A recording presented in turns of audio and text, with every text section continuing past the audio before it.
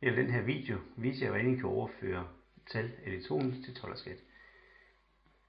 Det første, vi skal sikre os, det er, at vi har et skattenummer på alle vores pladser. Og den måde, man finder skattenummeret på, vil jeg lige vise jer. Det gør man ved at gå ind på Tolderskats hjemmeside.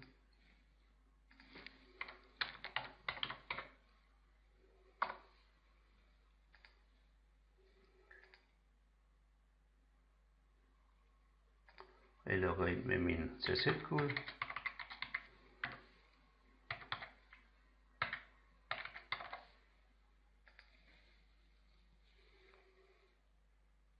Jeg går ind under punktafgifter, og jeg går ind i indberet.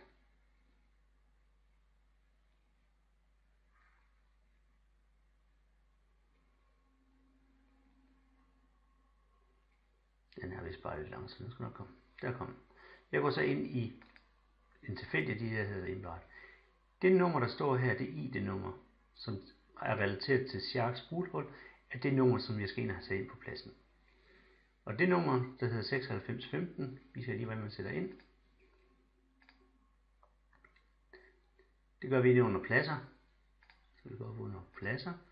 Du kan finde Sharks brughul. Og Tolderskat nummer der, 8615. Det skal altså tage sig selv. Hvis man har udlodning, skal man ind under filer og ned under foreninger. Og har jeg to her, som jeg har lavet.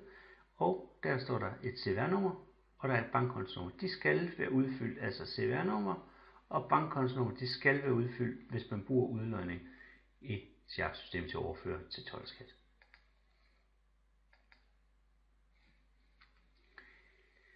Når jeg har sikret mig, at det er sat på, er det eneste, jeg sådan set skal ind og kigge efter, det er, hvor den placerer den fil, jeg skal importere hos tolderskat. Altså, Shark-systemet laver en fil, som det er, der skal importeres over i tolderskat. Og der, hvor Shark-systemet genererer filen, er her, hvor det står her, XML-dokument. I min placerer den i C, og det bibliotek, der hedder Sharks Data, og ned i det bibliotek, der hedder XML. Så når jeg skal importere over i skat, er det altså fra den her placering, jeg skal importere fra. Jeg lukker den, og det eneste, jeg skal gøre nu inde i mit Shark-system, er at gå op i udskrifter og gå ned i totalangivelsen.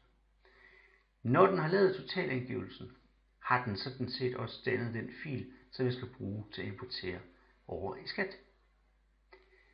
Jeg lukker den her igen. Jeg kan så gå over i skat igen.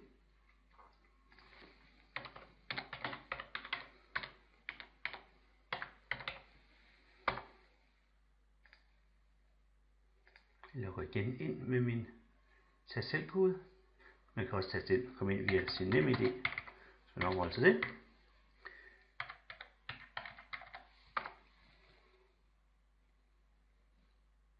Jeg går så ned nu i punktafgift igen, og jeg går så den, der hedder overfør spil. Det vil så kunne man sige vælge fil. Og der er altså, jeg skal vælge den fil, som det var, jeg dannede over i Sharks. Jeg trykker på gennemse. Jeg ved, at den lå i C, den lå i Sharks Data, og den lå i XML. Og den ligger faktisk også der. Det kan se, at den er dannet lige nu her 1329. Og jeg trykker simpelthen bare på åben. Så kan jeg trykke på fortsæt. Den har så modtaget en fil hos dem, og vi trykker gå igen.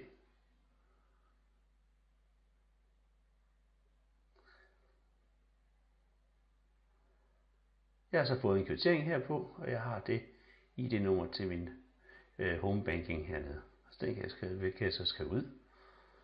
Jeg trykker på udskriften, og den kan jeg så give. Den kan jeg så taste ind over i mit homebanking nu. Det var sådan set alt.